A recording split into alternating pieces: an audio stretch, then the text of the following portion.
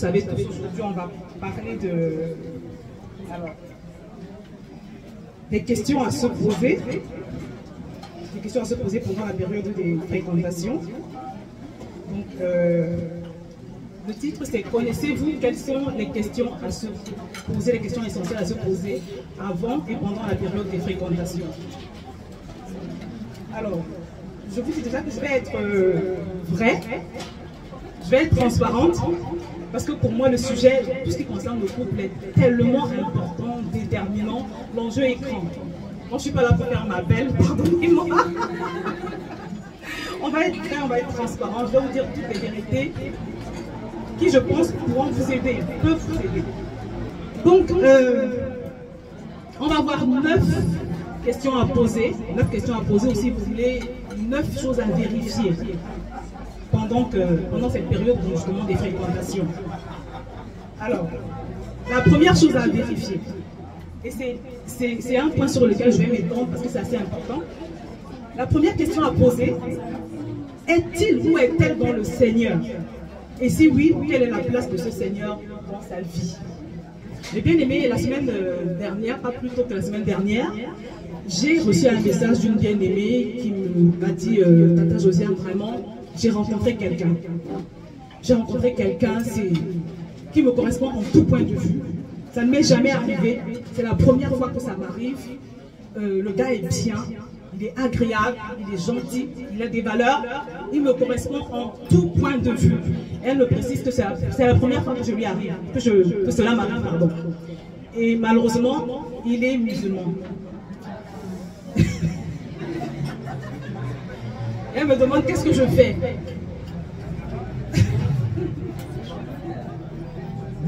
J'avoue que j'étais un peu embêtée quand même parce que c'est une sœur qui est sincère, qui marche avec Dieu, elle est authentiquement née de nouveau, elle cherche Dieu. Et moi je lui ai dit, ma bien-aimée, ce n'est tout simplement pas possible. Vous savez, la Bible nous dit, deux marchent-ils ensemble sans en être convenus, sans s'être mis d'accord. Alors, la version Semeur dit sans s'être mis d'accord. Et le Seigneur est venu faire comprendre par là que, quel que soit le projet que nous pouvons entreprendre, que ce soit un projet sentimental ou de notre nature, il est indispensable que nous puissions nous mettre d'accord, parce que c'est ce qui va déterminer si nous allons pouvoir fonctionner ensemble ou pas. Et je lui ai dit non. Et pourquoi je lui ai dit non? Parce que la Bible est claire là-dessus. On va lire un passage. 1 Corinthiens chapitre 7 au verset 39. Une femme est liée aussi longtemps que son mari est vivant, mais si le mari meurt, elle est libre de se marier à qui elle veut. Seulement, que ce soit dans le Seigneur. Que ce soit dans le Seigneur. Donc c'est clair. La Bible te dit, si tu es célibataire, que tu es libre de te marier à qui tu veux, à condition que ce soit dans le Seigneur. 2 Corinthiens chapitre 6 au verset 14 nous dit, ne vous mettez pas avec les infidèles sous un joug étranger, car quel rapport y a-t-il entre la justice et l'iniquité? Ou qu'y a-t-il de commun entre la lumière et les ténèbres? Mais quand Jésus t'a sauvé, il t'a fait quitter un royaume qui était le royaume des ténèbres. Il t'a fait quitter le royaume du diable en fait. Parce que quand on n'est pas né de nouveau, quand nous n'étions pas nés de nouveau, nous étions fils du diable. C'est comme ça en fait. Donc, quand tu quittes le royaume des ténèbres pour venir au royaume de la lumière, tu ne peux pas te permettre d'y retourner sous le prétexte d'une relation, de quelqu'un de gentil. Donc, on va voir ensemble, parce que c'est un point qui est quand même assez important, on va voir ensemble, donc pour ce premier point, pour cette première question qu'il faut poser, on va voir ensemble 5 raisons, 4 ou 5 raisons pour lesquelles tu ne dois absolument pas te mettre en couple avec quelqu'un qui est coupé de Dieu. Je vais insister là-dessus parce que la question revient souvent. Même dans l'église aujourd'hui, il y a des personnes qui persistent à croire que si le gars est gentil, si la fille est gentille, je ne vois pas pourquoi je ne vais pas me mettre, envisager de me marier avec. La première raison, comme je l'ai dit, hein, un inconverti appartient à Satan qui, et c'est ça le pire, à tout moment peut faire tout ce qu'il veut dans sa vie. Parce que quand tu n'es pas en Christ, tu appartiens à Satan. Il a la légitimité d'entrer en toi pour faire ce qu'il veut, comme il veut. Et ça, c'est terrible en fait. C'est terrible. beaucoup de jeunes filles ont l'habitude de prétexter que non, mais il est même plus gentil que des frères en Christ que je connais. Vous voyez? Mais le problème, c'est que la gentillesse, ou si vous voulez, la bonté, qui n'est pas l'œuvre du Saint-Esprit, elle n'est pas valable, elle n'est pas profonde. C'est un peu comme, je ne sais pas, pour ceux qui ont un jardin ou qui ont déjà eu à travailler dans un jardin, quand tu enlèves les mauvaises herbes sur du gravillon, elles partent très facilement. Mais quand tu les enlèves sur la terre ferme, c'est beaucoup plus difficile. Toute bonne, toute qualité, que vous allez observer chez un frère ou chez une sœur, qui n'est pas l'œuvre du Saint-Esprit, est comme une mauvaise herbe plantée sur du paillis, ou pas plantée qui a poussé sur du paillis ou bien sur du gravillon. Vraiment, c'est pas la peine. C'est pas la peine, vraiment. J'ai vu trop de gens super gentils, que tout le monde trouvait super gentils, agréables. Mais Satan les a transformés, et à la fin vous allez toujours avoir ce commentaire: pourtant c'est quelqu'un de très bien, on ne sait pas ce qui s'est passé. Pourtant c'est quelqu'un, il n'était pas comme ça, hein. Il a changé. Vraiment, il n'était pas comme ça. Le problème c'est que quand tu n'es pas en Christ, tu es comme une passoire. Satan peut faire tout ce qu'il veut en toi, quand il veut, à tout moment. Et je peux te certifier, mon frère, ma soeur, que pour toi qui t'engages avec quelqu'un qui n'est pas en Christ, Satan, c'est que tu as quitté son royaume. Tu as quitté son royaume de ténèbres pour rejoindre le royaume de la lumière. Et puis tu épouses quelqu'un qui fait partie de son royaume. Tu vas l'avoir pour beau-père. Parce que la Bible nous dit que de toutes les façons, si on n'est pas en Christ, on est fils. Je dis on est de l'autre côté en fait. Il n'y a pas de milieu, enfin, comment on dit, de juste milieu. Donc c'est quelque chose qu'il faut vraiment considérer. C'est très très sérieux. Et même, un homme peut ne pas forcément être très sympathique ou très agréable, vraiment de prime abord comme ça, mais avoir des valeurs, être quelqu'un d'affermi, être quelqu'un avec qui vous allez pouvoir construire des choses, être quelqu'un qui va te faire, enfin que Dieu va utiliser pour te faire beaucoup de bien pendant toute votre marche. Je vais prendre l'exemple de mon mari par exemple. Je me rappelle que quand on venait de se marier, nous étions jeunes dans la foi. Et mon mari avait ce qu'on appelle le zèle du nouveau croyant. Il était très raide, très carré, par exemple, il ne voulait pas trop voir les personnes. Alors, parfois, on recevait des membres de nos familles qui buvaient, qui fumaient, qui faisaient des choses qu'ils n'appréciaient pas. Et il n'allait pas hésiter, il n'hésitait pas à leur faire connaître sa désapprobation, mais de la façon la plus maladroite possible, en fait. Donc du coup, c'est quelque chose qui arrivait souvent parce qu'il était jeune dans la foi, il était naïf, il était, voilà. Aujourd'hui, il a voulu changer par la grâce du Seigneur, avec la maturité et tout ça. Donc ce qui fait qu'il n'avait pas une très bonne réputation, on trouvait qu'il n'était pas gentil, voilà. Mais je peux vous assurer que dans ma famille, on est beaucoup de filles. On est beaucoup de filles, donc il y a beaucoup d'hommes qui sont entrés dans notre famille. Et ces hommes dont on disait qu'ils étaient gentils, qu'ils étaient sympathiques, qu'ils étaient agréables, aujourd'hui, plus de 20 ans après, ils sont bien aimés. Beaucoup ont abandonné les filles de ma famille qu'ils avaient épousées, dans des conditions vraiment que personne n'imaginait. Et tout le monde est là à dire: oh, ils ont changé, mais il a changé, il n'était pas comme ça, on ne sait pas ce qui s'est passé. Ils étaient gentils, ils étaient agréables, c'était des gens polis, c'était des gens vraiment qui avaient, on va dire, toutes les qualités, apparemment, mais ils n'étaient pas fondés sur le roc, ils n'étaient pas affermis, ils n'avaient pas l'essentiel de ce qu'un homme doit avoir. Et je vous dis, aujourd'hui, mon mari, je me rappelle que quand elle est venue chez moi, un jour, elle me dit: finalement, je me rends compte que c'est ton mari qui était bien. Il était bien parce que c'est un bon gars. 20 ans après, aujourd'hui elle me dit: non, finalement, je me rends compte que c'est lui. Parce qu'il a tenu dans la durée, il est constant. Et puis on voit comment il prend soin de vous. On voit comment il se bat. On voit comment il a des valeurs. Elle me dit: finalement, ce gars, il était bien. C'est lui qui était mieux. Parce que je suis sûre qu'il y a beaucoup de ces gens qui étaient considérés comme sympathiques, comme, je ne sais pas, agréables, qui ont retourné la veste. On ne sait pas ce qui s'est passé, mais moi je sais ce qui s'est passé. Satan est passé par là. Donc c'est ça la différence entre un homme qui est en Christ et un homme qui n'est pas en Christ. Quelqu'un qui est en Christ, il n'est pas parfait, il a des défauts, mais il y a des limites qu'il ne franchit pas. Il a le Saint-Esprit. Amen. Alors, la deuxième raison pour laquelle tu ne dois pas épouser un inconverti, c'est que il ne va pas permettre à Dieu de bâtir votre foyer. Or, le Seigneur nous dit ceci au psaume 127, verset 1. Si l'Éternel ne bâtit la maison, ceux qui la bâtissent travaillent en vain. Je ne sais pas si vous vous rendez compte. Parce qu'un inconverti, il n'a pas la notice de Dieu, en sachant que pour construire un bon mariage, il faut construire avec le matériau que le Seigneur prescrit, avec la notice. Mais quelqu'un qui n'a pas le Seigneur, quelqu'un qui est coupé de Dieu, il va construire avec quoi? Quelle sera la fondation de votre mariage? Vous voyez? Il va prendre de mauvaises décisions, il va faire de mauvais choix tout le temps.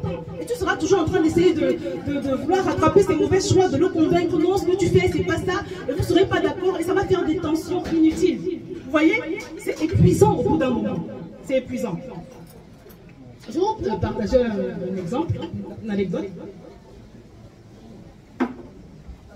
Il y a une bien-aimée, ça date de quelques années, elle m'a envoyé un message, elle était dans tous ses états. Elle me dit, Josiane, est-ce que tu es mariée avec quelqu'un qui ne connaissait pas le Seigneur? Donc elle me dit, elle venait d'accoucher en fait. Et quand elle a accouché, sa belle famille est venue chercher l'enfant. Ils sont partis avec l'enfant pour lui faire des rites. Des rites, voilà. Ils disent que c'est pour consacrer l'enfant à des divinités. Vous voyez ce genre de choses. On ne lui a pas demandé son avis. Vous savez, surtout dans certaines cultures, les gens se permettent toutes sortes de choses. En tout cas, ils sont venus, ils ont pris l'enfant pour faire toutes sortes de pratiques.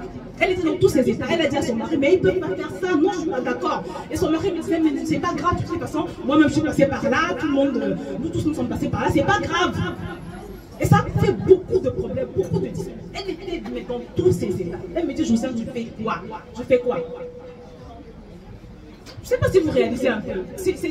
En fait, il faut pouvoir aller au-delà de ce que, je ne sais pas, des émotions, des sentiments. Il faut voir loin, en fait. Il faut voir loin. Donc voilà, autant de points de divergence. Pour nous expliquer ces exemples-là. Une troisième raison, c'est que tu ne pourras pas élever tes enfants dans les voies du Seigneur. Quand ils vont grandir, tu ne pourras pas les élever dans les voies du Seigneur. L'exemple d'une fille de 15 ans qui va voir sa maman qui est en Christ. Elle lui demande, maman, à quel âge est-ce que tu penses que je pourrais venir te présenter quelqu'un? La première fois, mon premier rapport sexuel, je pense que je peux commencer à envisager ces choses. À partir de quel moment? Elle pose la question à sa maman chrétienne. Sa maman lui dit, non, ma fille, tu sais, en Christ, il n'y a pas ce genre de choses. Il faut que voilà, il faut que tu restes chaste et tout ça. Vous connaissez les préceptes du Seigneur. La petite va voir son papa, qui ne connaît pas le Seigneur. Elle lui pose la même question et il lui répond, alors ton premier homme, tu pourras l'avoir d'ici l'année prochaine. L'année prochaine, à partir de 16 ans. 16 ans, c'est bon. Imagine, tu ne peux pas inculquer à ta vie, à tes enfants, les valeurs de Christ. Parce que c'est ton système de pensée contre le système de pensée de ton mari. La même enfant à qui tu dis qu'il faut qu'elle reste chaste, ton mari lui dit qu'elle peut envisager d'avoir un petit copain.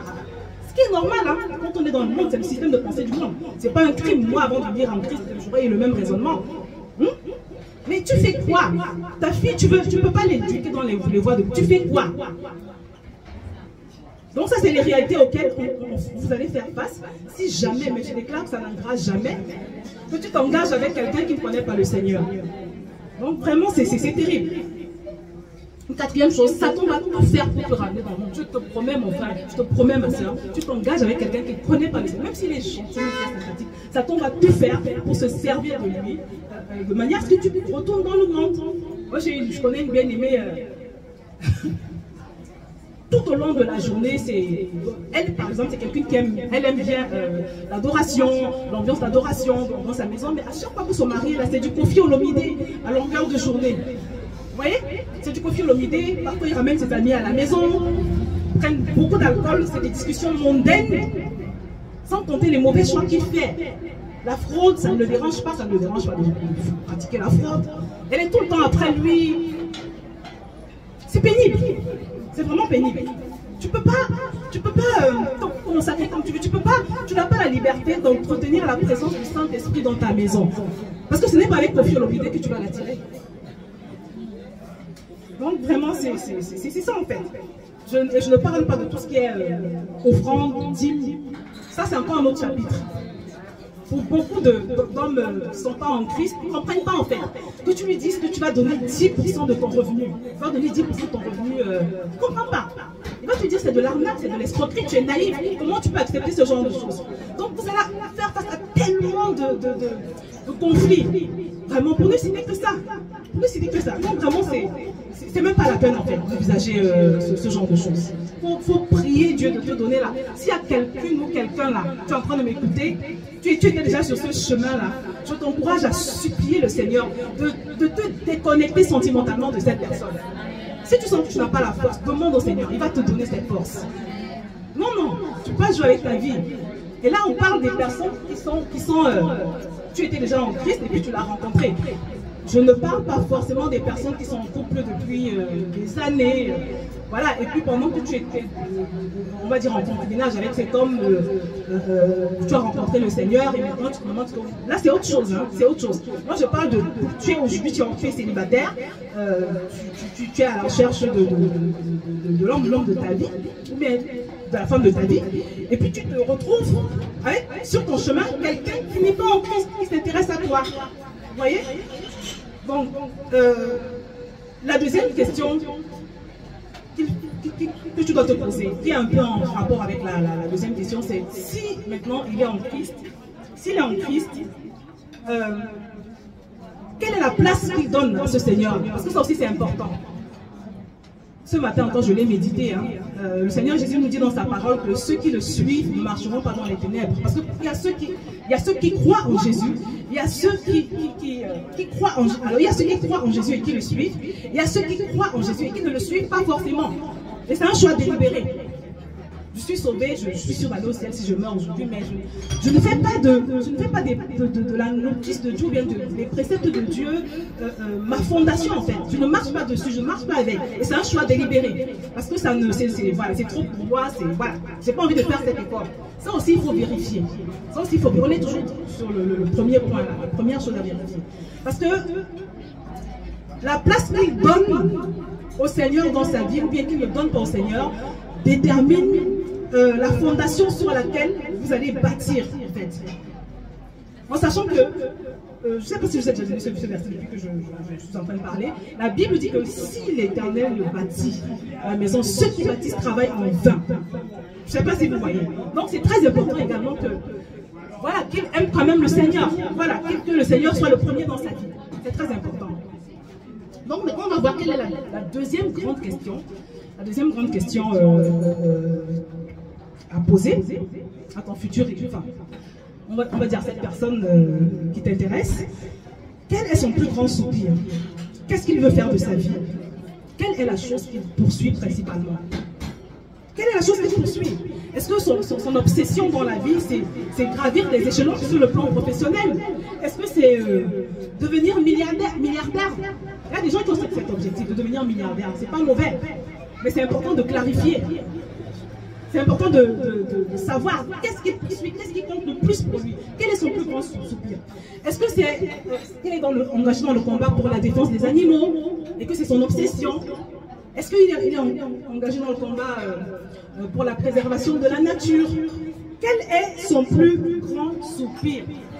C'est très important parce que si toi tu rêves tu es une personne qui rêve d'éclairer ta génération, de gagner les âmes, si ton plus grand soupir vraiment c'est de manifester ces bonnes œuvres pour lesquelles tu as été créé ou recréé en Christ, et que tu as à côté de toi quelqu'un qui poursuit, il veut être milliardaire, toutes ses actions, tous ses choix sont articulés autour de ça, il veut être milliardaire. Quand il se réveille le matin, c'est la première chose qu'il a dans sa pensée. C'est très important que tu puisses être au courant de la chose qui brûle dans son cœur en fait. Parce que quand on lit la Bible, que je retrouve ce verset, il nous est dit en Genèse 2,18 qu'il n'est pas bon que l'homme soit seul, je lui ferai une aide semblable. Une aide semblable, ça induit la notion de compatibilité. Il faut quand même une harmonie au niveau de vos rêves, surtout quand on parle du plus grand rêve en fait. C'est-à-dire ce sur quoi, ou si vous voulez, ce autour de quoi votre vie va s'articuler. C'est très important qu'il y ait quand même une harmonie. C'est important de chercher à savoir toutes ces choses. Voilà, en passant, moi, si tu me demandes c'est quoi mon rêve, c'est de satisfaire Dieu. C'est de vivre le plan de Dieu pour ma vie. Parce que quand on lit la Bible, il nous est dit que les plans de Dieu pour nous sont des plans de paix et de bonheur. Donc Dieu a des plans pour nous. Il a des plans pour toi, il a des plans pour moi. Et je ne voudrais pas arriver au ciel, parce qu'il y a un homme de Dieu qui a dit un jour que quand nous arriverons au ciel, pour certains, quand ils vont voir ce que Dieu avait prévu, par rapport à ce qu'ils auront vécu, ils seront choqués. Donc moi, je n'ai pas envie d'être de ceux qui vont être choqués quand ils vont arriver au ciel. De se dire que mon Dieu, je suis passé complètement à côté de ce que j'aurais dû vivre. Donc moi, mon soupir, c'est qu'est-ce que Dieu veut? Quel est ton plan? Quelle est ta volonté pour chaque compartiment de ma vie? Donc ça, c'est mon soupir. La volonté de Dieu. En sachant que la Bible nous dit déjà de manière générale comme ça que quand tu lis la Bible, tu vois que quand Jésus nous a sauvés, quand il nous a sauvés, la raison pour laquelle il nous a laissés sur la terre, que nous n'avons pas été enlevés au ciel, c'est parce qu'il comptait sur nous pour propager cette vie qu'il nous a donnée. Chacun selon ses dons, ses talents, ses capacités et selon le couloir dans lequel le Seigneur t'appelle à influencer. Donc vraiment, moi c'est ça en fait. Je me dis à chaque fois, et je prie pour ça. C'est pas juste une aspiration, c'est quelque chose pour laquelle je prie. Donc c'est très important de définir. Peut-être que toi, ce n'est pas ton aspiration, tu n'as pas la conviction, je ne sais pas, mais c'est important de clarifier ça avec ton conjoint, ton futur conjoint. Voilà, pas ton conjoint.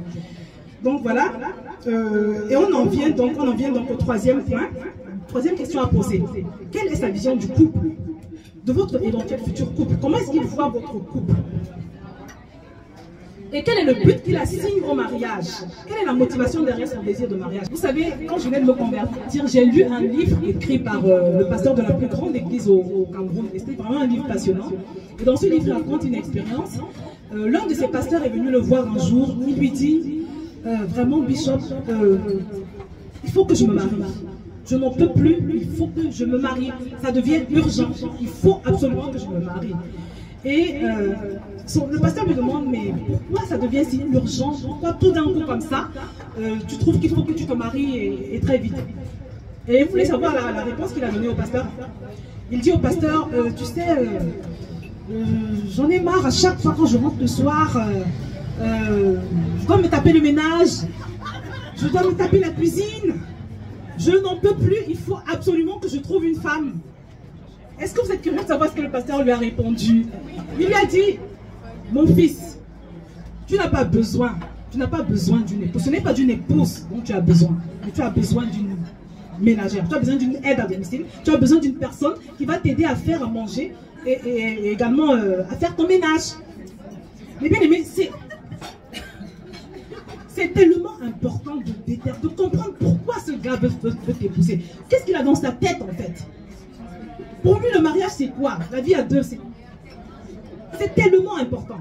Il y a tellement de motivation pour la vie à deux, il y a tellement de motivation pour les gens qui veulent se marier. Je vais être honnête, moi, quand je voulais me marier, à l'époque, hein, ça fait quoi? Ça fait... je me suis mariée en 2000. Oui, en 2001. Oui, je sais même plus. En tout cas, la raison pour laquelle je voulais me marier, c'est que je voulais avoir des enfants. C'était juste ça. Et je ne voulais pas avoir des enfants hors mariage. Donc je me disais, je suis déjà en âge de faire mes enfants, j'ai un travail, donc vraiment il faut que je me marie. C'était ça dans ma tête, dans ma pensée. Moi aussi j'étais à côté de la plaque. Hein. Donc vraiment c'est... Surtout qu'on n'avait pas été enseigné du tout là-dessus. Donc c'est pas... c'est pas un péché de se tromper au départ, ça peut arriver. Et c'est pour ça qu'il faut toujours chercher Dieu. Il faut s'édifier en fait, en ce qui concerne le mariage. Si tu aspires au mariage, c'est très important que tu t'édifies au maximum là-dessus. Donc, il y a des gens qui veulent se marier parce que j'ai une amie, elle me disait par exemple, elle en a marre de se retrouver à chaque fois toute seule en hiver sous la couette. Il faut vraiment que, parce que c'est, voilà, elle n'en peut plus. Il y a des gens, parce que là où j'habite, je suis maltraitée, je ne suis pas bien. Leur motivation, c'est fuir des conditions de vie difficiles. Il y a toutes sortes de motivations. Parfois, c'est... tout le monde autour de moi est marié. Toutes mes amies, mes camarades de promotion, elles sont mariées. Mais il n'y a plus que moi. C'est pas juste. Il faut aussi que je me marie. Des fois, c'est pour montrer aux gens, les personnes qui pensaient que tu n'allais pas y arriver, que tu peux y arriver toi aussi. Donc vraiment, ça c'est de mauvaise motivation. En sachant que quand ton aspiration, ton désir de te marier est basé sur une mauvaise fondation, le Seigneur ne sera pas celui qui va bâtir.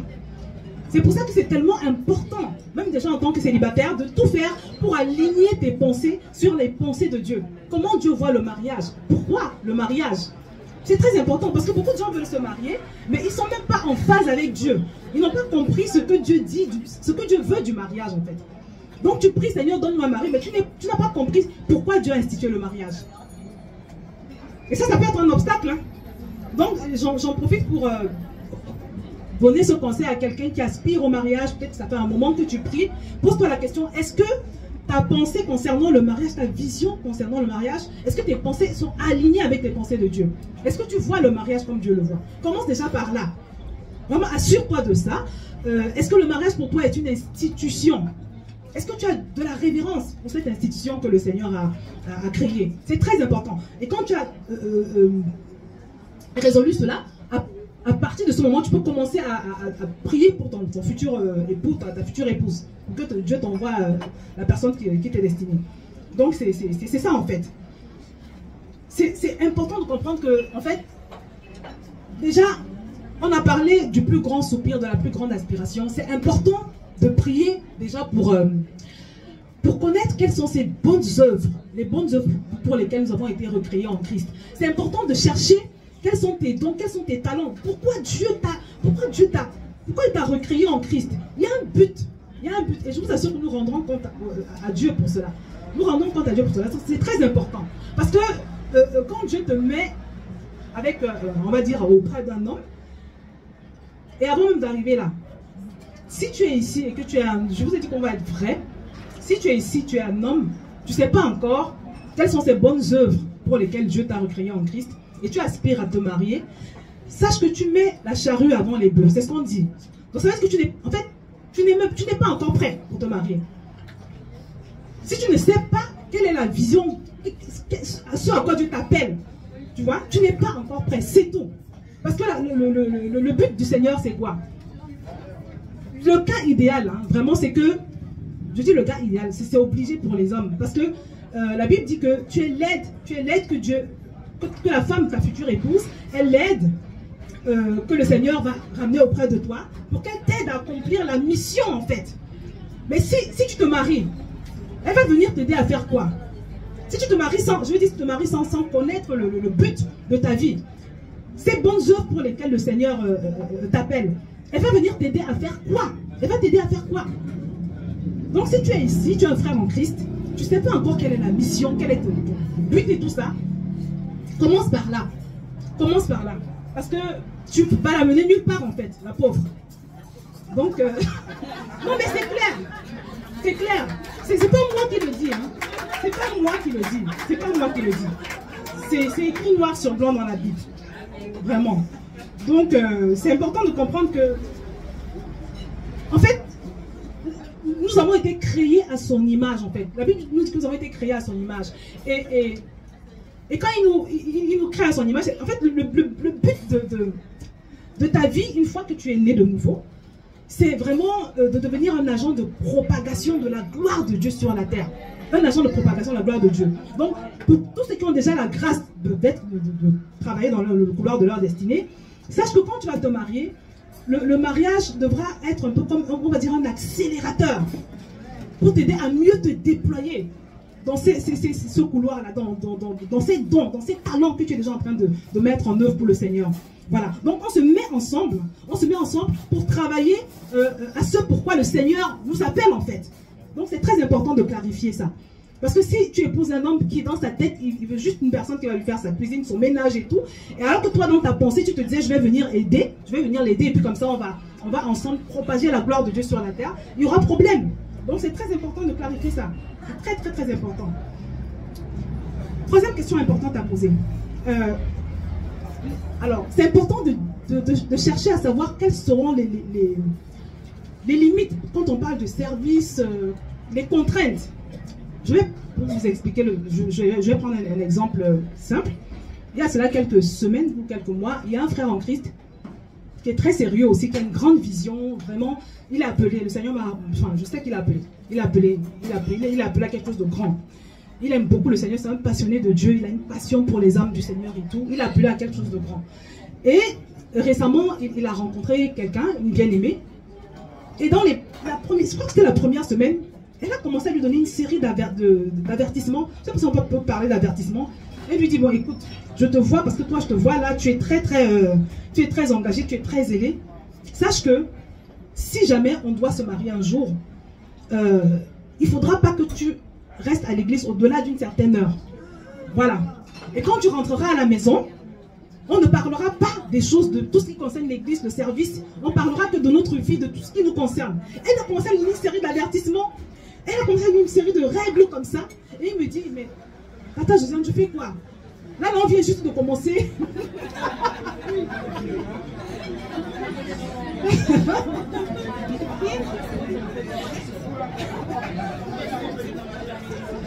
Je lui ai dit, mon frère, bénis Dieu parce qu'au moins elle est sincère. Bénis Dieu parce qu'au moins elle est vraie. Comme ça, c'est réglé, quoi. Comme ça, c'est réglé. Non, mais elle a commencé à lui donner une série de... Non, non, il ne faudra pas que tu sois... Non, non, non, il ne faudra pas... Si. Parce que toi, ton allure, là, je te vois, je vois que tu en fais un peu beaucoup. Voilà. Donc, c'est très, très, très important. C'est important de... Déjà, au moment où vous vous rencontrez, quel est son degré d'investissement? Quel est son degré d'investissement? Peut-être dans l'œuvre de Dieu. Est-ce que tu penses que tu pourras le supporter? Est-ce que tu penses que tu pourras le supporter? C'est important. Moi, mon mari, par exemple, c'est quelqu'un qui donne beaucoup pour l'œuvre. Déjà, il travaille beaucoup. Il n'est pas à temps plein dans le ministère. Il travaille beaucoup. Je parle de son travail. Il travaille beaucoup. Il est souvent amené à partir pour des semaines. Et quand il revient, il pose ses valises, il court, il va à l'église. Et souvent, quand il revient de l'église, il est au téléphone. Parfois même, c'est tout un combat pour pouvoir parler avec lui. Vous savez, ce n'est pas toutes les femmes qui peuvent supporter d'avoir un mari comme ça. Donc, c'est très important de savoir ce que tu peux supporter. Parce que moi, je connais des personnes qui, pour moins que ça, leur mari est beaucoup moins indisponible que le mien. Mais déjà, elles sont à un doigt du divorce. Donc, c'est très important de jusqu'où tu penses que tu pourras supporter son engagement. Moi, la grâce que mon mari a, c'est que je suis tellement occupée que je n'ai pas trop le temps de me rendre compte de ses absences. Je suis très, très, très, très occupée, moi aussi. Ça, c'est la grâce qu'il a. Mais maintenant, ce n'est pas le cas pour tout le monde. Il y a des femmes qui aimeraient bien avoir leur mari pour elles. Voilà, tous les soirs, il faut que tu sois là, qu'on discute, qu'on échange, qu'on fasse des choses ensemble, que tu passes du temps avec moi. Voilà. Donc, c'est très important de clarifier ça. Les limites au niveau du service, les contraintes, c'est très, très important. C'est très important. Parce que sinon, ça peut être source de problèmes. Voilà. Le troisième, la quatrième chose, ça va être la quatrième ou la troisième chose, c'est la question de l'argent. C'est important, mes bien-aimés, c'est important de savoir comment, de discuter de ça en fait. Si jamais vous devez vous retrouver ensemble dans le cadre d'un mari et femme et tout, comment est-ce que vous avez l'intention de gérer vos finances? Il y en a qui ne sont pas pour la transparence, par exemple. Il y en a c'est souvent les hommes, pardonnez, hein. Ils ne sont pas souvent transparents. Voilà. Donc c'est important de clarifier les choses. Est-ce que vous allez avoir un compte joint? Est-ce que vous allez avoir des comptes séparés? La répartition? Et sachez que des fois, comme la jeune fille qui m'a dit, elle me dit, il me correspond en tout. Des fois, tu crois connaître quelqu'un, pendant que tu chemines avec la personne, pendant que vous fréquentez, tu crois connaître la personne. Mais je vous assure que c'est quand vous vous retrouvez dans des situations, que vous vous rendez compte que, mais en fait, je ne le connaissais pas. Moi, j'ai vécu ça avec une personne que je connais depuis plus de 20 ans, depuis l'enfance. On s'est retrouvés dans un contexte où il fallait faire des achats pour un mariage. Mais quand j'ai vu comment elle dépensait, je lui ai dit, mais moi, je ne te connaissais pas. Parce qu'elle dépensait.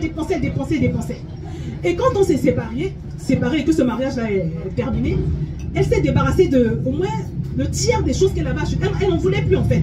Et j'étais intriguée parce que je me suis dit, mais ça fait plus de 20 ans qu'on se connaît, mais je me rends compte que je ne te connaissais pas en fait. Sur le plan de comment tu gères tes finances. Très, très, très dépensière. Vous savez, ça peut être source vraiment de... Si tu es plutôt du type, on va dire, fourmi, et que lui, il est du type cigale, je vous assure, ça va... C'est très important de vous entendre, de savoir comment vous allez fonctionner. Ça, c'est la répartition de vos finances pour vous. Maintenant, parce que l'argent, ça peut aussi servir, ça doit aussi servir à faire des offrandes, ça doit servir à... Voilà. Je vais vous partager encore une autre expérience, une sœur en Christ qui voulait tout le temps c'est-à-dire, elle fatiguait tout le monde en fait. À chaque fois, elle disait, je veux me marier. Je n'en peux plus, je veux me marier, je veux me marier. Et j'étais un peu un jour, je lui ai demandé, parce qu'elle s'était déjà mariée, elle s'était mariée et son mariage avait duré 1 an. Elle s'est mariée, au bout d'une année, elle s'était séparée. Donc un jour, je n'ai pas pu me retenir. Je lui ai dit, mais ma soeur, tous les jours ici, tu fatigues tout le monde, tu dis qu'il faut que tu te maries, il faut que tu te maries. Mais pourquoi tu avais divorcé? Parce que c'est pas comme si tu n'as jamais eu l'opportunité de te marier. Tu t'es mariée et 1 an après, tu t'es séparée. Vous voulez savoir ce qu'elle m'a dit? Elle me dit que non, ça avait commencé comment? Parce que quand on s'est rencontrés, j'envoyais, je crois qu'elle envoyait un montant équivalent à environ 1 000 € en Afrique à sa famille pour les aider. Ça, c'était son engagement personnel quand elle était célibataire. Donc, elle aidait sa famille à hauteur de ce montant-là. Et quand elle se marie avec le gars, au début, il est d'accord. Mais au bout d'un moment, il lui dit non, ça ne peut pas continuer comme ça. C'est trop. Il faut que tu diminues ce montant, ça ne peut pas continuer. Et elle, c'était non, ma famille avant tout, c'est eux qui m'ont fait, c'est comme ça, non. Et ça, comme ça, a créé des disputes. Ils n'ont jamais pu se mettre d'accord. Et mes bien-aimés, c'est ce qui a été la cause de leur séparation. C'est ce qui a été la cause de leur séparation. Parce qu'elle était très attachée à sa famille. Et elle disait à son mari, c'est eux qui m'ont fait venir ici, c'est eux qui ils m'ont fait. Voilà. Donc c'est très important de discuter les finances, comment ça va se gérer, l'aide qu'on pourra apporter aux gens, quelles sont les limites. C'est très important de clarifier ça. Imaginez un couple qui se sépare à cause de ce genre de choses. Moi je trouve que c'est tellement, c'est un peu bête en fait. Il aurait simplement peut-être fallu en discuter clairement pendant la période des fréquentations, tout simplement. Donc la question des finances aussi, c'est très très très important. Maintenant, là on parle des limites en ce qui concerne les finances. Maintenant, les limites en ce qui concerne la belle famille. C'est très très très très important. La parole de Dieu nous dit en Genèse chapitre 2 verset 24. C'est pourquoi l'homme quittera son père et sa mère et s'attachera à sa femme et ils deviendront une seule chair. C'est pourquoi l'homme quittera son père et sa mère et s'attachera à sa femme et les deux deviendront une seule chair. Le Seigneur est clair dans sa parole. Quand il nous demande de quitter nos parents, ce n'est pas, c'est pas que tu dois jeter tes parents, non. C'est juste simplement, c'est un changement qui intervient, c'est un détachement en fait. C'est un détachement, c'est-à-dire qu'il faut que tu commences à fonctionner en toute autonomie. C'est-à-dire que avant de vous marier, peut-être qu'il y avait un rapport je sais pas, de dépendance. Peut-être que ta mère te disait à chaque fois ce que tu devais faire, ou ton père, ou ton grand frère, ou je ne sais pas comment. Mais quand tu te maries, vous devenez un couple autonome. Vous êtes grand. Vous êtes censé avoir le Saint-Esprit pour guide et arbitre et fonctionner comme ça. Donc, vous n'avez pas à permettre à vos parents ou à vos frères ou à vos soeurs de vous influencer au-delà d'une certaine limite. Et c'est important de définir cette limite parce que sinon, ça peut créer beaucoup d'incidents. Beaucoup. Moi, je suis mariée avec un homme il a une grande famille, sa mère a fait 9 enfants. Et c'est une famille qui est soudée. Vous voyez? C'est une famille qui est soudée et ils sont habitués à prendre des décisions de façon collégiale en fait. Parce que quand les gens entendent belle famille, intrusion de la belle famille, les gens pensent que l'intrusion de la belle famille, c'est il faut qu'ils soient là physiquement. Non, ils peuvent ne pas être là physiquement, hein, mais contrôlez votre mariage proprement. Je vous assure. À distance, on prend des décisions, c'est-à-dire que tu subis les décisions. Ils ne sont pas venus chez toi, ils ne t'ont même pas parlé. Hein. Ils ne t'ont pas parlé. Donc, non, je vous assure, hein. Surtout observe, parce que tout ce que je dis là, c'est des questions que vous posez, mais il faut aussi observer. Il faut aussi observer. Parce que pour en revenir, je reviens un peu en arrière. Hein, quelqu'un, par exemple, tu lui demandes, est-ce que Jésus est ton Seigneur? Est-ce que tu as donné ton cœur à Jésus? Tu lui poses cette question-là comme ça. Il te dit oui. Ok. Ou bien tu lui demandes, est-ce que Jésus est le premier dans ta vie? Il te dit oui, c'est le premier. Mais quand tu vas sur sa page Facebook, par exemple, il publie tous les jours, 3 fois par jour. Mais à aucun moment, il va te parler de Jésus. À aucun moment, une publication pour Dieu. Et il te dit que Dieu est le premier dans sa vie. C'est pas cohérent. C'est pas cohérent. Donc vraiment, pendant que vous posez des questions, observez aussi. Vous voyez, observez comment ils vivent, quelle est sa relation avec sa famille. Voilà. Si tu observes une chose bizarre, pose des questions. Cherche à établir les limites. C'est très très très important, je vous assure. Hein, non, mais c'est... Parce qu'il y a des belles familles qui ont dit, elles font et défendent les couples. Elles sont capables de vous séparer. C'est comme ça. Donc, mais ce qui est là, la grâce qu'on a, c'est que la belle famille n'a de pouvoir que celui que vous leur donnez, en fait. Donc, c'est très important d'établir ces limites-là. C'est très important. Maintenant, les contraintes liées à vos métiers respectifs. C'est très important aussi. J'ai aussi eu une personne comme ça que j'accompagnais et qui... Oh là là, c'était très très dur parce que son mari était souvent parti, un peu comme le mien. Et elle le vivait très très mal. Elle le vivait très très mal. C'est très important de voir aussi quelles sont les contraintes de son métier, de son travail. Est-ce que ça t'arrange? Comment est-ce que tu vas le vivre? Si c'est quelqu'un qui est très pris professionnellement, comment est-ce que tu vas le vivre? C'est très important. Moi, je connais un frère en Christ. Il travaillait, il avait 2 boulots, il travaillait de nuit. Et quand il finissait à 5-6 heures, il rentrait chez lui, 2 heures de repos, et puis il repartait pour un autre travail en journée. Donc c'était chaud, c'était très très chaud. Mais il avait la grâce d'avoir une femme qui l'aidait, ça ne lui posait pas de problème. Même des fois elle allait le chercher, à son lieu de travail, mais toutes les femmes ne seraient pas d'accord de ce type de vie-là. Donc c'est très important de voir aussi ce côté-là. C'est très très très important. Donc voilà, parce que je vous ai dit que même mon mari c'est pareil, il travaille beaucoup. Parfois il passe des semaines à l'extérieur et voilà, il faut pouvoir accepter ça. Alors, où voulez-vous vivre? Aujourd'hui même et dans quelques années, parce qu'il y a des gens qui ont des projets parfois de vivre dans un lieu en particulier. Il faut que tu sois au courant de ça, parce que si lui il a envie d'habiter en Australie et que toi tu as envie d'habiter au Mali, ça ne va pas le faire. C'est important de définir tout ça, c'est important de préciser tout ça. Et je vous assure, je vois de plus en plus de couples fonctionner comme ça, mais c'est pas vraiment le plan de Dieu, parce que 1 Corinthiens 7, verset 5 nous dit: ne vous privez point l'un de l'autre, si ce n'est d'un commun accord pour un temps, afin de vaquer à la prière, puis retourner ensemble, de peur que Satan ne vous tente par votre incontinence. Voilà. C'est important parce que j'ai vu des couples brisés. Naïvement comme ça, il a accepté un contrat dans un autre pays, et après il est tombé dans l'adultère. Et après, quand il tombe dans l'adultère, on attend qu'il se relève, il ne se relève pas, et il épouse l'autre fille. Je vous parle des choses que... C'était un homme qui servait Dieu dans l'église, avec une responsabilité. Donc c'est important de... C'est pas quelque chose que je conseille.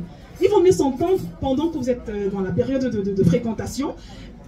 Est-ce que tu penses que c'est envisageable que si tu trouves du travail, je ne sais pas, dans tel continent, dans tel pays, est-ce que... Voilà... Moi, je ne recommande pas, en tout cas. Quand je me suis mariée, j'étais très naïve dans la foi. Je vous ai dit, on était jeunes dans le Seigneur, mais heureusement qu'on avait des conseillers, de très bons conseillers autour de nous. Quand je me suis mariée, avant de me marier d'abord, par la grâce de Dieu, adolescente, j'avais un objectif. Je voulais entrer dans une certaine entreprise. J'avais décidé que j'allais travailler dans cette entreprise-là.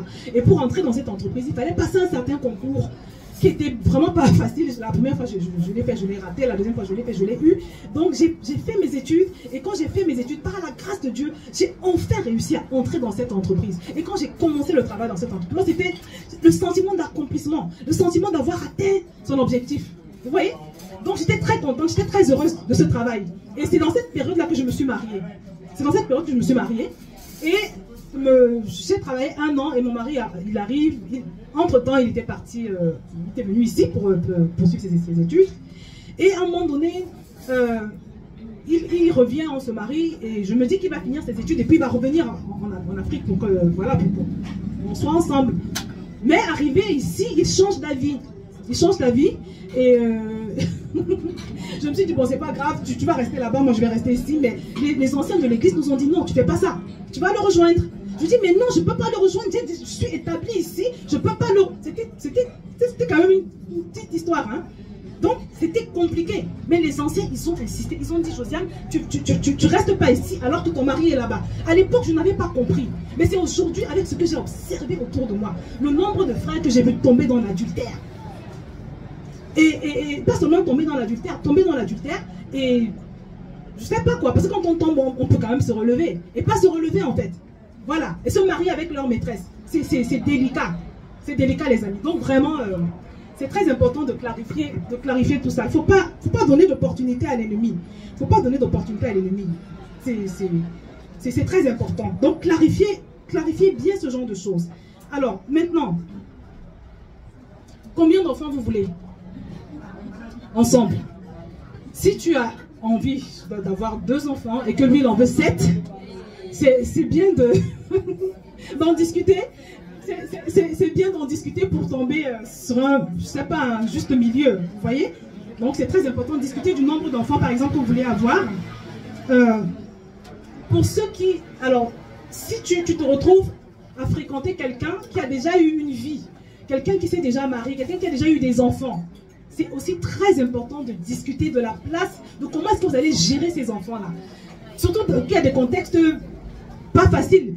Moi, j'ai vu des situations où, par exemple, les enfants en veulent à la fille, comme si c'est elle qui était à l'origine de la séparation de leur papa avec leur maman, par exemple. Donc, c'est très important de clarifier ça. C'est très important de savoir surtout comment vous allez les gérer. On a une amie qui s'est séparée, hein, avec la personne qu'elle avait épousée, parce qu'elle ne s'entendait pas avec son beau-fils, en fait. Elle s'entendait pas avec son beau-fils, avec le fils du gars. Il avait 28 ans et il vivait dans la maison de temps en temps avec sa copine. Et c'était tout le temps des histoires. Et puis finalement, ça s'est terminé par une séparation. Donc des petits détails, des petites choses qu'on néglige, sur lesquelles on n'a pas discuté et qui peuvent finir par détruire une relation. Donc discutez-en. Comment est-ce qu'on va les gérer? Là aussi, quelles seront les limites? C'est très important. Vraiment, discuter d'un maximum de choses. Parler également, et là ça va être le dernier point, de la répartition des tâches, le ménage. Non mais ça n'a l'air de rien, mais ça peut parfois être source voilà, quand vous allez, si jamais vous vous retrouvez ensemble, comment est-ce qu'il voit les choses? Comment est-ce qu'il voit ça? Parce que s'il est comme le monsieur qui était allé voir le pasteur pour lui dire qu'il me faut une femme, parce que j'en ai marre de me taper le ménage tous les soirs. Ça veut dire que dans sa pensée, c'est que c'est à toi de le faire. Vous voyez? Et toi, peut-être dans ta tête, tu te dis non, on va se répartir les tâches, tu vas m'aider un petit peu. Dans certaines cultures, c'est normal. C'est normal que ce soit la femme qui se tape tout le ménage. Mais voilà, la vérité c'est que vous devez simplement faire preuve de bon sens, en fait. Vous devez faire preuve de bon sens en fonction de votre style de vie. Dans certaines cultures, c'est un peu comme un péché. Un homme qui fait le ménage, un homme qui fait à manger, c'est comme un péché en fait. Mais dans d'autres, ce n'est pas le cas. Donc vraiment, il faut vous adapter en fonction de là où vous vivez, de vos conditions de vie. Mais ce qui compte le plus important, c'est vraiment d'en discuter. C'est vraiment d'en discuter. Voilà, parce que ça aussi, ça peut parfois être source de discorde. Donc voilà. Voilà pour à peu près. La liste n'est pas exhaustive. J'ai dit, ça c'est des questions, c'est des suggestions de questions à se poser, des questions à poser. Mais c'est très important quand même d'observer. Parce qu'il y a forcément, tu sais, pendant qu'on chemine, hein, pendant qu'on est dans la période de fréquentation, il faut être sensible au Saint-Esprit. Parce que le Seigneur va vouloir te montrer des choses. Il va vouloir attirer ton attention sur des faits. Je vous assure, hein, en général, quand on est marié, les choses qu'on reproche à son conjoint, le Seigneur nous les avait montrées. Mais soit on a fermé les yeux, soit on a engagé trop vite ses sentiments et on s'est retrouvé aveuglé. Le Seigneur montre toujours des choses. Le Seigneur va toujours essayer d'attirer ton attention sur des choses. Et c'est très important que quand tu notes quelque chose qui attire ton attention, que tu en discutes avec lui. La liste que je viens de vous fournir n'est pas exhaustive. Mais c'est très important, mes bien-aimés, de prendre le temps d'observer et de poser toutes ces questions. Parce que je vous assure qu'elles peuvent sauver, et elles vont d'ailleurs sauver votre futur couple. Amen. Voilà. Et à côté de ça aussi, c'est très important j'ai dit qu'il faut observer, il faut poser des questions, mais c'est très important d'observer. Est-ce que tu te sens bien dans sa présence? Est-ce que quand tu te sépares de lui, souvent tu te retrouves dans quel état après t'être séparé de lui? Tu te sens mieux, tu te sens boosté? Ou bien quand tu te sépares de lui, tu as l'impression qu'on t'a enlevé quelque chose? Tu te sens moins bien avant que tu le rencontres? Comment est-ce qu'il manifeste ses désaccords quand il n'est pas content, quand il n'est pas d'accord? Comment est-ce qu'il le manifeste? Et toi, comment tu le vis? Il faut vraiment... Comment est-ce qu'il se comporte en présence de sa famille, par exemple? Il faut observer, observe beaucoup. Voilà. Et je t'assure que ça va t'aider. Voilà. Donc c'est ce que je voulais partager avec vous. Je crois qu'on va passer à la... Alors on va déjà rendre grâce à Dieu. Non, on va d'abord prendre des questions parce que c'est important c'est important que je sache aussi ce que vous avez dans le cœur, des choses que vous aimeriez savoir, repréciser. Donc je ne sais pas si parmi vous il y en a qui ont des questions, qui ont des questionnements, des choses que vous aimeriez savoir, préciser ou repréciser.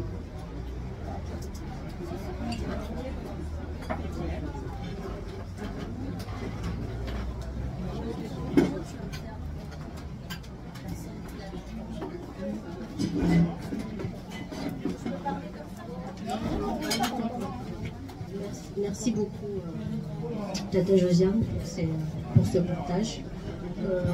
Je rebondis sur le dernier point, en tout cas l'un des derniers points que tu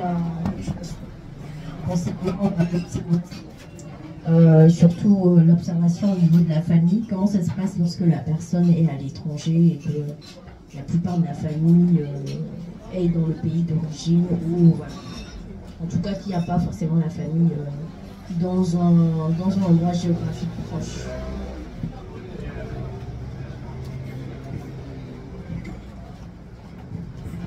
Moi, je pense que la distance n'est pas un obstacle. Pour moi, le cas normal, c'est que vous soyez, du moins que qu'il te présente à sa famille à un moment donné. À un moment donné, il est censé te présenter à sa famille. Et puis, sache aussi que tu peux, et tu dois d'ailleurs poser des questions. Vous êtes combien dans votre famille? Comment est-ce que vous fonctionnez? Il faut beaucoup observer. Il faut beaucoup observer. Je vous ai parlé de mon cas. Mon mari est dans une grande famille et ils sont très liés, ils sont très soudés. Ça, c'est des choses qui ne se cachent pas. Ça ne se cache pas. Et puis, il va souvent te parler, il va souvent te parler de ses frères, de ses sœurs, de sa... Si tu te rends compte, par exemple, que c'est quelqu'un qui a tendance à mépriser sa maman, à parler de sa maman avec mépris, ce n'est pas bon signe. C'est pour ça que je dis que ça va être plus l'observation et les questions aussi que tu vas poser. Parce que quand tu rencontres quelqu'un, tu lui demandes ta famille, c'est comment, tu as combien de frères et sœurs, est-ce que tu es aîné, pose des questions en fait. Pose des questions et essaye au fur et à mesure que vous discutez, tu essaieras de creuser. Mais fais tout pour comprendre le fonctionnement, comment il fonctionne avec ses frères et sœurs. Fais tout. Et puis bon, si idéalement, tu peux avoir l'opportunité de discuter avec eux, c'est encore tant mieux par le téléphone. Mais même si tu discutes avec eux, pose des questions en restant sensible au Saint-Esprit. Pose des questions. Demande au Seigneur de révéler les choses cachées. Il faut toujours avoir cette prière dans la bouche quand on est dans cette phase. Demandez au Seigneur de révéler les choses cachées. Et je pense qu'il va te parler.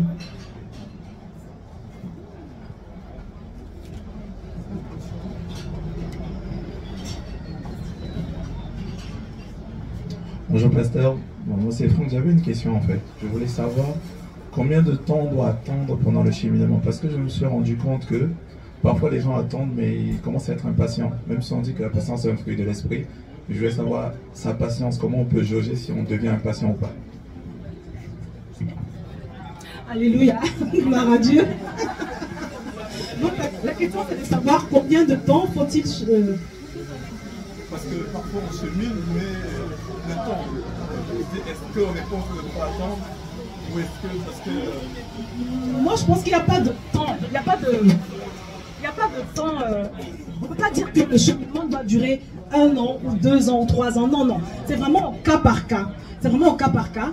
Et si vous le sentez en fait, au fur et à mesure que vous avancez, vous le sentez, au fur et à mesure que tu apprends à mieux connaître la personne, je ne sais pas, les affinités se précisent ou les divergences se précisent et vous le sentez en fait, vous le sentez au fur et à mesure que vous avancez, vous le sentez.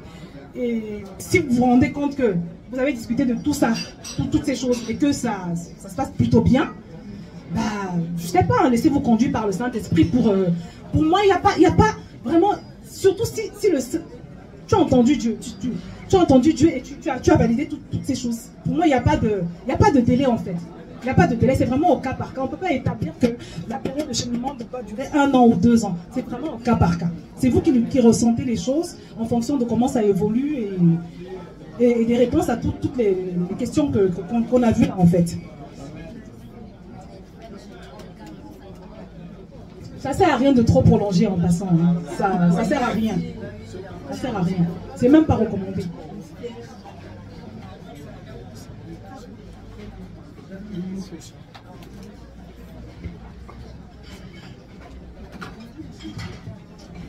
Bonjour. Moi, ma question, c'est concernant les finances. Vous avez dit qu'on doit discuter dès le début. On doit parler concernant nos finances. Aujourd'hui, étant célibataire, je peux gérer mes finances comme je les sens. Je peux faire des offrandes, des dîmes, oui, des offrandes, pardon, comme je le veux. Et si le Seigneur c'est si le Seigneur aujourd'hui permet à ce que je puisse me marier et la personne, elle n'a pas cette liberté-là, liberté d'offrir, de donner au Seigneur vraiment de la même manière que moi, comment je peux en fait, comment je peux gérer cette situation? Étant femme, je dois aussi être soumise. Quelle est la soumission en fait que je dois manifester? Alors tu parles de... Tu te rends compte qu'il n'a pas cette libéralité, il n'a pas la même libéralité que toi, c'est ça? Et vous êtes encore au stade de la fréquentation. Ah, dans la fréquentation. C'est pour ça justement que c'est important d'en discuter. Parce que mes soeurs, je vais vous dire un secret, et moi je ne le savais pas quand je me mariais. Tout ce que tu observes là, pendant les fiançailles, toutes les choses pour lesquelles il n'est pas d'accord, ça ne va pas changer. Ça ne va pas changer. Dites-vous, je vous assure. Parce que moi-même, il y a des choses, je me disais, j'observais chez mon mari, je me disais, non, ça va changer. Qu'est-ce qui te fait penser que ça va changer? Tu ne sais pas si ça va changer ou pas. Tu pries, tu as l'espérance, tu as l'espoir que ça va changer, mais tu ne sais pas. Mais tu dois toujours partir sur la base qu'il n'est pas d'accord. Donc, quand tu t'engages avec lui, sache qu'il n'est pas d'accord pendant les fiançailles. Je ne sais pas actuellement les fiançailles, ce que tu veux. Pendant que vous serez mariés, il ne sera pas d'accord. Mais toi, maintenant, la question, c'est est-ce que tu es prête à accepter cela? Est-ce que j'ai prête à accepter cela? C'est pour ça que c'est important d'en discuter. Peut-être de trouver un compromis. Mais sauf que ce qu'il n'accepte pas pendant la période de fréquentation, il ne l'acceptera pas plus loin. C'est vrai qu'après le Seigneur peut faire grâce, hein, on prie et tout, mais dis-toi qu'il part sur la base qu'il ne l'acceptera pas. Et la question que tu dois te poser, c'est est-ce que moi je vais l'accepter? Non, ça c'est vraiment être réaliste. Hein. Parce qu'il y a une bien-aimée elle était avec un monsieur, elle me dit vraiment, elle me dit tous ses défauts. Oh, il fait ci, il fait ça, il est insupportable. Dis-moi est-ce que je dois m'engager avec lui dans ces conditions-là? Je lui ai dit, mais ma chère, je ne peux pas te répondre. Je ne peux pas te répondre, je peux pas répondre à ta place. Tu sais ce qui ne va pas, tu sais ce que tu lui reproches, tu sais ce que tu ne supportes pas. La question, ce n'est pas de savoir si je te donne comment je vais dire, mon aval, je ne suis pas le Saint-Esprit d'ailleurs en passant, mais la question c'est de savoir, est-ce que tu vas supporter? Parce que ce que tu vois là, c'est la même chose que tu vas observer. La question c'est de savoir, est-ce que tu es prête à le supporter sur une longue durée, pour toute la vie? Si tu penses que tu peux supporter, eh ben vas-y. Mais si tu sais que tu ne pourras pas supporter, mais n'y va pas. C'est comme ça que je lui avais répondu. Et c'est toujours se dire que ce que tu observes là maintenant, là, ça va, la plupart du temps, ça ne s'améliore pas, ça s'aggrave en fait. Ça s'aggrave parce que dans la période des fréquentations, il fait l'effort de te plaire, il fait l'effort d'être arrangeant, il fait l'effort d'être agréable. Mais une fois qu'on est marié, en général, la plupart des gens, on se lâche. Hein. Donc, il ne faut pas rêver. Non, moi, je vous ai dit que j'allais être vrai. Il ne faut pas rêver. Ce que tu observes là, pendant les fréquentations, c'est ce que tu vas vivre, multiplier dans le mariage. Donc c'est ça. Voilà, il y a une autre question là derrière.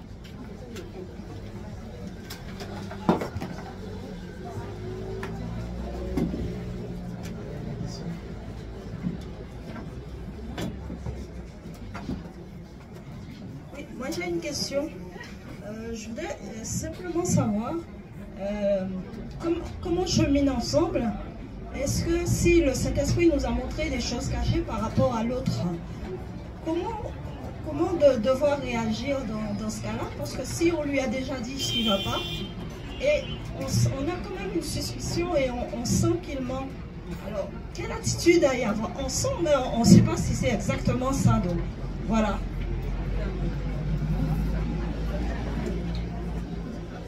Alors, tu me dis tu sens qu'il ment.